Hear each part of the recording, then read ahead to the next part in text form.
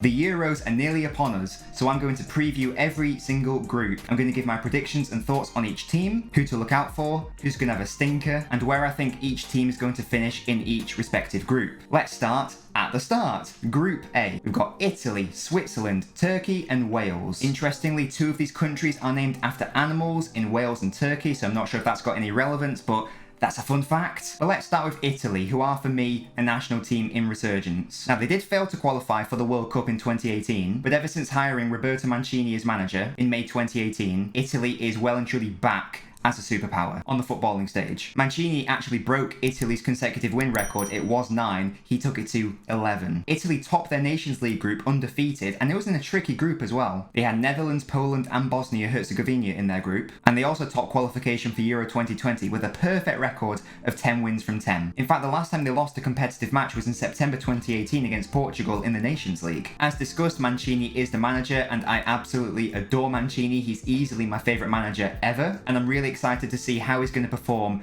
in an international tournament. As you'd expect from an Italian side, there's so much experience at the back. You've got Chiellini and Bonucci, who are 36 and 34 respectively. Florenzi at right back's also 30 years old. But there's a good mixture of youth as well, with Donnarumma, their goalkeeper, taking over Buffon's mantle. They've got a very technically gifted midfield, including the likes of Jorginho, Verratti, Locatelli, and Barella. The pacey front three of Immobile, Insigne, and Berardi are going to be very dangerous in offensive transition. And it's going to be interesting to see how opposition teams deal with Italy's robust defence, but also incredibly fluid counter-attack. Looking at the squad, my only worry for Italy is that there's not too many options off the bench. They have a very strong starting 11, but in terms of a squad game, it's lacking quite a bit. So if they pick up any injuries to key personnel, they are going to be in trouble. So hopefully for Italy, they don't get too many injuries, otherwise that will weaken them significantly. I'll do a whole video giving my full Euro 2020 knockout predictions before the tournament starts, but I do think Italy are going to go really far in this tournament, and I also think they'll finish top of this group. Switzerland next, and I'd be lying to you if I told you I knew so much about the way Switzerland play, because I just don't. What I do know is that, as always, thick thighs himself, Xherdan Shaqiri is going to be their main man in attack. They're going to try and be defensively resolute, as they were in the group stages where they only conceded 6 goals, and they'll have plenty of bite in midfield, mainly from Granit Xhaka, who's probably got the most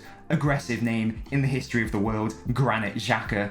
Ugh. But unfortunately for the Swiss, they've got great chocolate, but I just don't see them doing that well at this Euros. At most, I think they could achieve 3rd place in the group, but I genuinely think they're going to finish bottom without getting a single win. Turkey next, the first nation to be named after an animal, and if you asked anyone who their dark horse was before the competition started, they probably would say Turkey. However, I'm not even sure you can classify Turkey as a dark horse anymore, because the definition of a dark horse is a competitor about whom little is known, but who unexpectedly succeeds. Now, they might unexpectedly succeed, however, people seem to know a lot about Turkey. Everyone's saying they're the dark horse, so by definition, I don't think they can be a dark horse. They gain so much hype, it seems everyone knows everything about them. And to be fair, the more you look at the starting 11, the more you realise how much quality that Turkey side actually has. I'm going to butcher these names, no doubt, but Soyuncu's been brilliant for Leicester, Yilmaz and Yazici have been brilliant for Lille, winning the Ligue 1 title in France, and with players like Colin and Tufan, I think Turkey will be the exact opposite of Switzerland at this Euros. I think Turkey will score a lot of goals, and they'll concede a lot of goals. They'll be very exciting to watch either way, and I do think they'll come second in the group behind Italy. Wales, now one of the home nations, they obviously exceeded everyone's expectations at the last Euros, topping a group containing England, and also beating Belgium in the quarterfinals before eventually being knocked out by